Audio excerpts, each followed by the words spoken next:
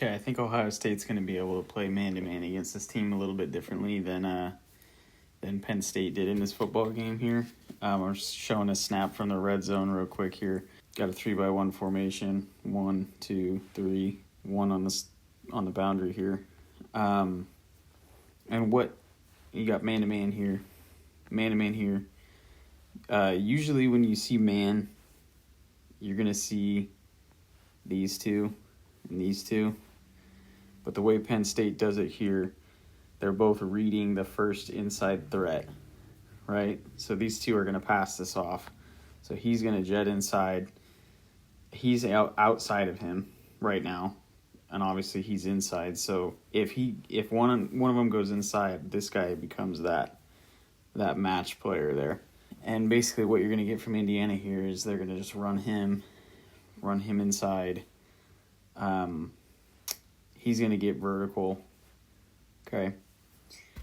And obviously he's going to go into like a drag. So Mendoza's going to end up taking off because nothing's really open. I mean, you have a really small window like right here. You need to snap throw that if you're going to throw it, which you're not. And Mendoza's actually probably reading this matchup, thinking he's going to break.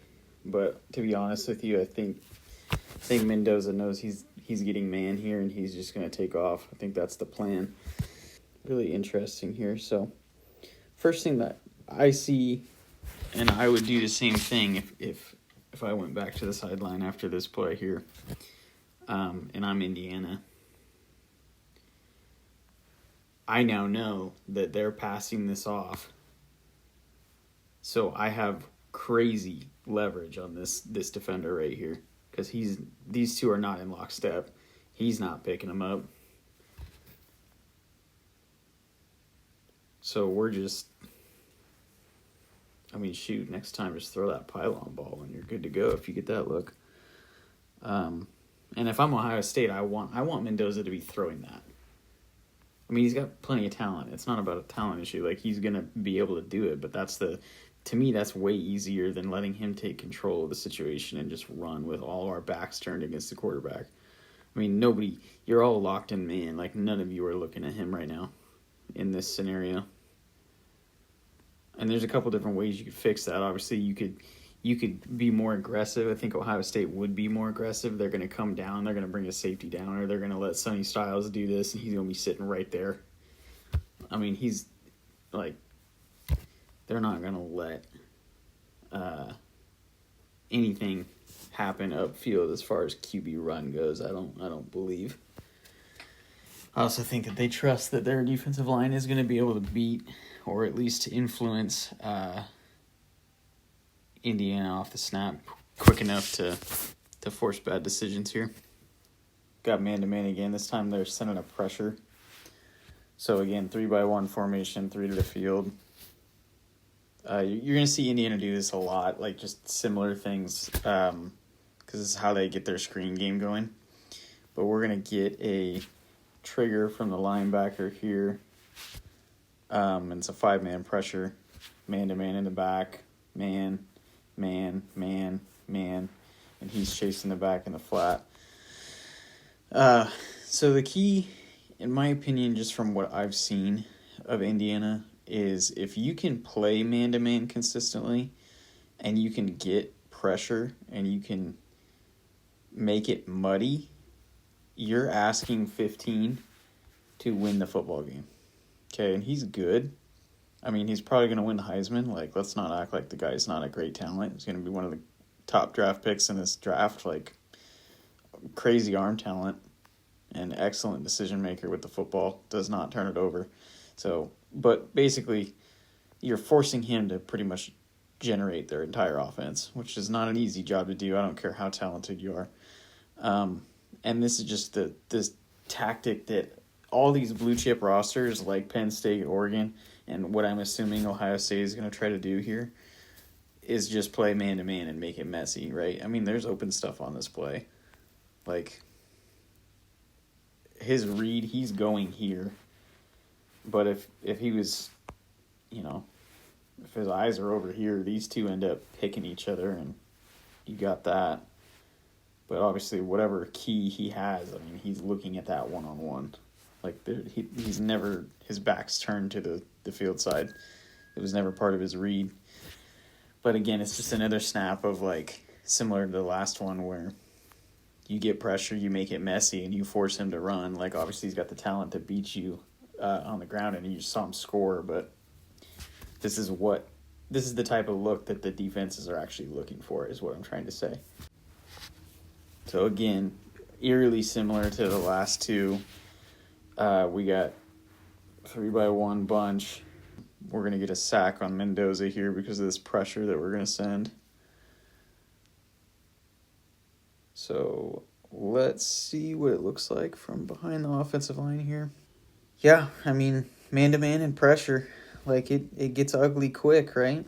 I mean, if he doesn't have anywhere to go with the ball in the first couple seconds of the snap, there's not a whole lot you can do. I mean, when you mess it up in here by triggering your backer, like where is he gonna go? Mendoza's not gonna be running east-west. That's not his game. Unless they roll him out of the pocket on purpose, that's not his game. So if he's going to use his legs, it's going to be up front. So if you're making it messy, I mean, whether it's triggering linebackers or whatever it is, like, it's got to be messy up here. So this is exactly what they're going to try to do when they know that you're in man. So the last couple snaps that I've skipped through here, they've been converting against Penn State playing zone, just using RPOs, and they got a couple gash run plays here. So they were just moving the ball. It's the same drive as the last one. But no, they know they're getting man-to-man here. It's a 2-by-2 formation. And they're going to run sort of like a rub, even through the pressure, right? Like he's going to do a tremendous job of just stepping up and just ripping the football here. Like he doesn't even do a drop. Like look at that.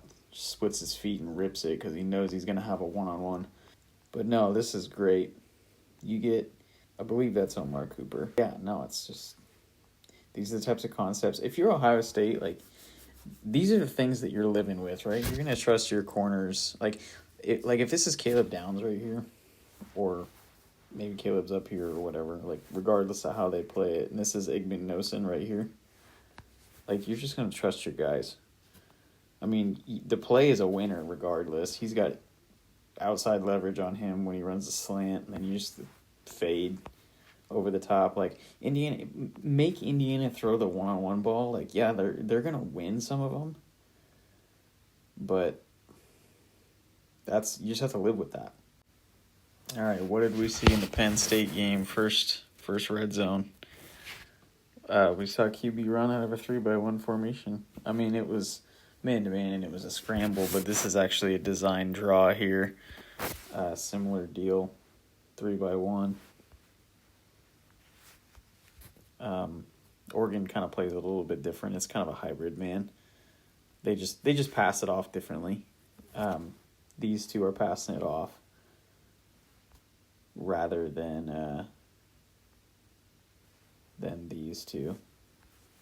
I mean, it's a little bit more complex than that. It's kind of like a match, and it's based on alignment. But yeah, no, QB draw. So again, if I'm Ohio State, it's like the middle of the field's got to be closed, man. You can't leave him running lanes. Like he's more he's willing to scramble, and it's part of their game plan, and it's not something that you would expect to be part of their game plan, but the kid's got wheels, dude. So look out. This is the last play I'm going to show you guys. So again, it's going to be a variation of just a pressure with man-to-man here. Ends up getting an interception. These two, and these two are all locked together. And Oregon, what they're going to do is they're going to actually send the linebacker that was over here. He's actually on we're looking at the, I believe he's on the running back. Yes, he is. So the running back stays in pass pro, so you get a trigger from the linebacker. No, they're going to run a stunt with the defensive tackle here. And, I mean, I'll show you guys from the offensive line view here once we get this pick. Boom. And then he takes it for a touchdown here.